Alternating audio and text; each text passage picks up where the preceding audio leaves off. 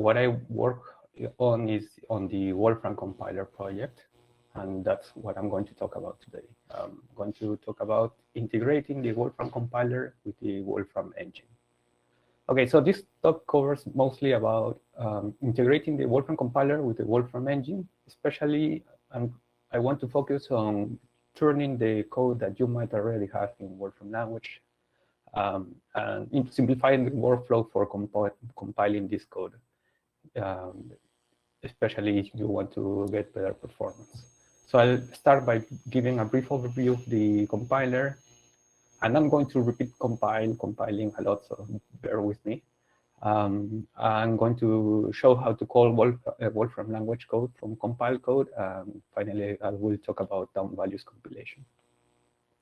Okay, so the Wolfram compiler is a long-term project for compilation of the Wolfram language. It turns your Wolfram language code or programs into low-level machine code that your CPU can run. And it integrates the generated code efficiently with the rest of the Wolfram language.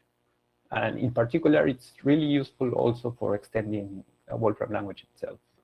So we could write more extensions to the system using the compiler itself. And here I show you graphics showing the different stages that your code passes when converting the top-level mathematical code to the machine instructions. So I'll start with, I'll give a lot of examples in this talk, so hopefully that's useful. Here I have a function that I want to, it's a regular old function that computes the factorial. The only difference is that I'm annotating the arguments with a type. So I'm saying that this should be an integer. And that I'm passing it to function compile, which when run, it will return this compile code function object. And here you can see the signature. It accepts an integer and returns an integer. And just like a function, you can pass arguments to it and execute it. The good thing of using a type system is that you get automatic argument checking. So here I'm passing a string, and I get a runtime error saying that the argument type doesn't match the function signature. But of course, non-trivial code requires more complicated definitions. You might want to declare functions if you plan to reuse them. So that's what you do with function declaration. So in this example, I want to compile this table. So I want to compute multiple times the restrict flow passing these two arguments. So it makes sense that I have to define restrict flow as an auxiliary definition. So I use function declaration for this. And note, I'm giving here the signature of the function. So I'm taking two reals and returning a matrix of reals. And this is the body of the function. Okay, so I can, this declaration, I can pass it to the first argument of function compile. And here I can pass a list of declarations or just a single declaration. And what I get is this compile code function here that accepts 4 reals and returns a packed array of reals. So what I can do, again, what I get from this is, there's a great benefit of performance in time. And yeah, this takes a bit to compile, but okay, yeah, let's continue. But what you really want is something, so you might have your code already written like this. So you don't really write it like functions, you usually write it in down values. So how to work with this, right? So before I'm going to talk about calling Wolfram language code from compile code. And I'm using Wolfram Engine interchangeably with Wolfram kernel, the evaluator side, top-level code. So, okay, so how it works? You begin in the evaluator world, and here you have one uniform data type called the expression type. And before you want to call this compile code function, you have to convert this expression into one of the many types created by the compiler, which could be integers, lists, even the expression itself. Now that you are in this realm of the compile code, you execute machine instructions, And finally, you get a result which you want to get back to the Wolfram engine, but you have to convert it back to an expression. And then the Wolfram engine continues its evaluation. So at the boundaries, it's an interface that's also compiled and that it's in charge of doing this deserialization of expressions into the correct argument type and serialization of the result back to an expression. Okay, so how do we represent these expressions from the Wolfram language in the compiler? We have this type called Inert Expression. And right, this represents this expression, and you usually will see it with in type annotations or type hints or casting. And we call it inert because unlike regular Wolfram language expressions, objects of this type do not evaluate on its own in compile code. And I'll show examples for this. So here I have a function that accepts an inert expression and computes its head, and I'm compiling this. And given that the argument is an inert expression, anything will be accepted by it. So if I map onto this list of expressions, you see that the compiler doesn't complain at all. It will simply get the head of each of these expressions. So what can we do with these expressions? We can construct them like you would in top-level code. So this is what construct does. It does construct this expression. And let's say I pass these two arguments. And you might think here that echo of foo, when constructed here, got evaluated in the compiler or in the compile side of things. But what actually happens is that this expression is getting constructed on the compiled side of things, and that's returned to the evaluator. And when it gets back to the evaluator, it evaluates on its own. So that's why you see this echo. I can show this by not returning the expression that I construct, but instead returning a number. And if I do this and evaluate it again, I just see the number getting returned, and this isn't evaluated. Okay, so how to evaluate this? We have this inert evaluate function, which what it will do is evaluate this expression that I constructed here, and this is done in the Wolfram evaluator side of things. So if I run this, you'll see that the echo of foo was evaluated, and yeah. Let's see a more interesting example. So what if I want to call transliterate from compile code? Okay, so I use this inert expression wrapper here to make this an inert expression.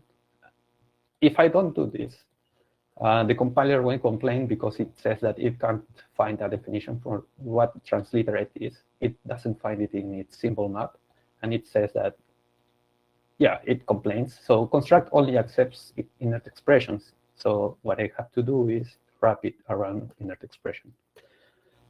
And yeah, so if I evaluate this, it will successfully run this transliteration inside compile code.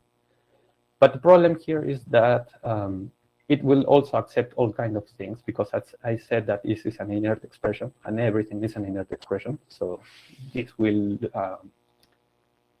be accepted as an argument. So how do we improve this? We really want a string here. So I'll say, OK, let's pass a string instead of an inert expression. But if I try to compile this, it will complain that construct only accepts inert expressions and not a string. So what I really want to do is cast this string, convert the type of this string to an inert expression, and that compiles fine. And now that I have this, if I pass an X or a symbol or anything that's not a string to this compile code function, I'll get a runtime error. What if I want to use the result of this transliteration inside compile code? Let's say, given that this returns it returns a string, I can compute the string length. But this also fails to compile, and this is because inert evaluate simply returns an inert expression, and that's And there's no definition for string length that returns an that accepts a string. So what do? I have to cast it again from an expression back to a string, and then string length works on it. And you can see here that the signature is it accepts a string and it returns an integer. And if I pass a symbol, this will fail again. Okay, so this workflow is kind of confusing. I mean, it works, but it's tedious. You have to cast arguments to expressions, construct an expression, evaluate it, cast the result back. So this is why we introduced KernelFunction, and it's a way of simplifying this workflow. So in this example, I'm doing the same. I'm simply calling transliterate, but I wrap transliterate around KernelFunction. And I'm type annotating it with this signature, saying that I'll accept a string and return a string.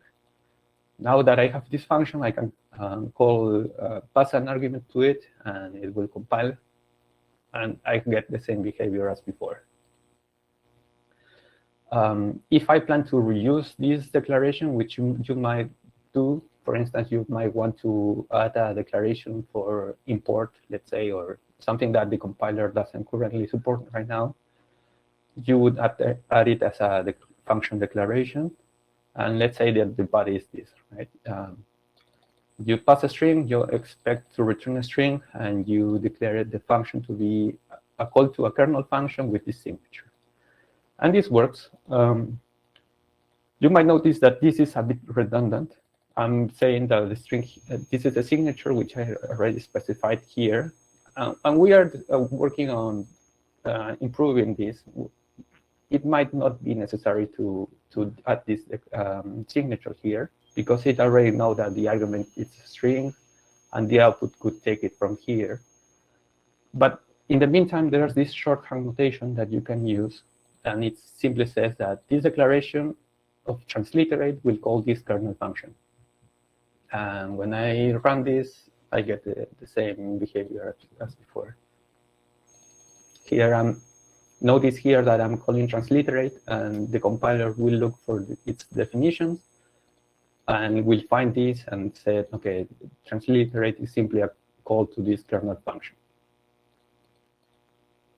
Okay, let's go. Okay, let's break down what is really happening here. And so the compiler, this is just an idea of how it works. It will look for kernel function, and it will expand it to this. So it will cast the arguments to inert expressions. It will construct the expression of the function that you want to call. It will evaluate it, and it will cast it back, the result, to the desired return type. So this is just basically expanding to what I already showed before, but this is a simplified way of doing it. Let's see how we could use it for the example of the restrict flow example I had before. So let's say I have these down values for restrict flow, and I want to call it from compile code. I would add a function declaration to it, specifying that this function should have this signature to take to reals and return a matrix of reals. And then I can use this declaration to compile the function here. And right. So if we run this, let's wait for it to finish compiling. If we run this, you will notice that the timings that I get from running this is not real. It's not a real speed up. And it makes sense because I'm simply calling back to the evaluator and running this code in the evaluator. So I'm not really compiling anything here. So what to do? We introduce this DownValues function wrapper, which will actually allow us to compile down values of a symbol. And I'll show some examples for this. So let's say we have this square function that simply squares its argument. And I want to compile it. So instead of wrapping kernel function around it, like I did before, I could wrap it around DownValues function. And again, I have to specify its signature because it doesn't know what the signature of this function is. And I can call the function here. So, and yeah, this works. So what is happening here is that DownValues function, or the compiler rather, it's pulling the down values of the symbol that it's wrapping around and looking for, and each of these down values is getting compiled into a function. Not just, we're not calling the evaluator to run this, we're actually compiling the Wolfram language code here. So let's see how we would use this in the restrict flow example. Again, I'll add a function declaration for restrict flow, but instead of saying kernel function, I'll say that I'll wrap it around DownValues function. And this basically says that it will pull the down values of the restrict flow and basically put it here in this part. So this also compiles. So let's see, let's run this. And again, now instead of restrict flow being a call to the Wolfram engine, I'm actually compiling the down values of restrict flow. And yeah, as you can see here, this is a progress monitor of what's happening.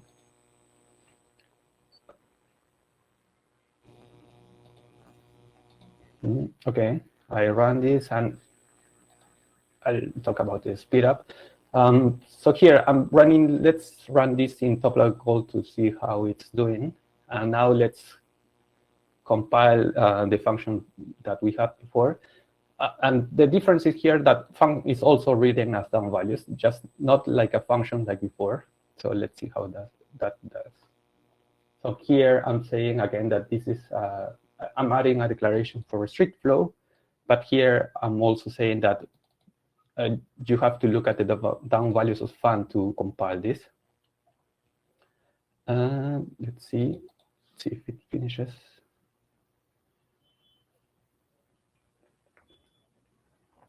All right. So I can show you here that it's about 5 times faster.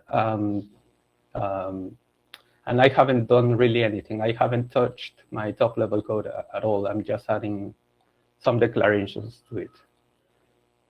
So what if the symbol has multiple down values? This also works. So let's say I have this. This is a simplified example, but it shows that I think it shows well what DownValues function does. So I have multiple down values for 2 arguments. And let's say I want to compile this. So I'm saying pull the down values of my fun and give it this type signature. So I'm accepting 2 integers. So let's test with different argument combinations. So 1,1 will go to this down value and get here. 1,3 will enter this down value. Now, if I put 1,2, it will enter this down value before getting to see this down value. So this is what it should return. And this is what it does.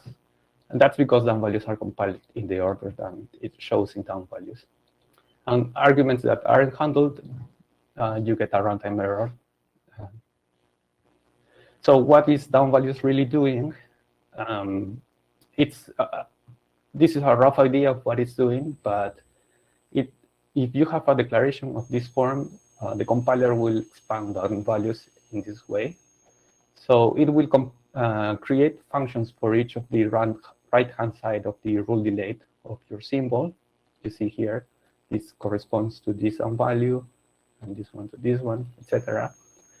It will also create lambdas or predicates for the conditions that it finds in the left-hand side of the down values, like for this y greater than 2, it will create this lambda. And it will create a dispatch table of the down values.